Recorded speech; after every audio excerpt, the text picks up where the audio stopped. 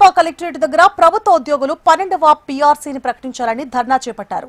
ప్రభుత్వ ఉద్యోగులకు చెల్లించాల్సిన 30,000 కోట్ల రూపాయలు ప్రభుత్వం వెంటనే విడుదల చేసి ఉద్యోగులను ఆదుకోవాలని మాజీ కేంద్ర మంత్రి చింతామోహన్ డిమాండ్ చేశారు.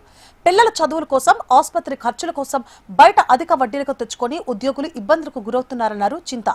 బకాయిలు చెల్లించి ఉద్యోగులకు ప్రభుత్వం ఆదుకోవాలని చింతా డిమాండ్ చేశారు.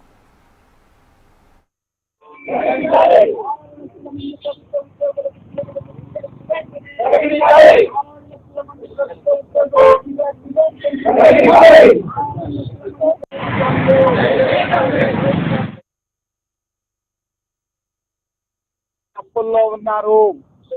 6 లక్షల మంది కష్టాల్లో ఉన్నారు.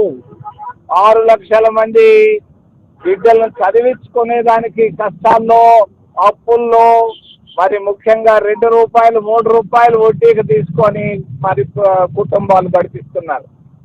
మరి ఈ పరిస్థితుల్లో రాష్ట్ర ప్రభుత్వ ఉద్యోగులకు 30,000 కోట్ల రూపాయలు అప్పు ఉంది, బకాయిలు ఉన్నాయి.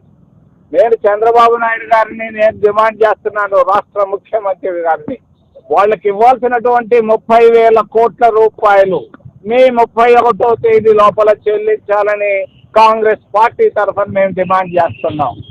ఎందుకనంటే వీళ్ళ కష్టాలు, వీళ్ళ ఇబ్బందులు అని మాకు బాగా తెలుసు.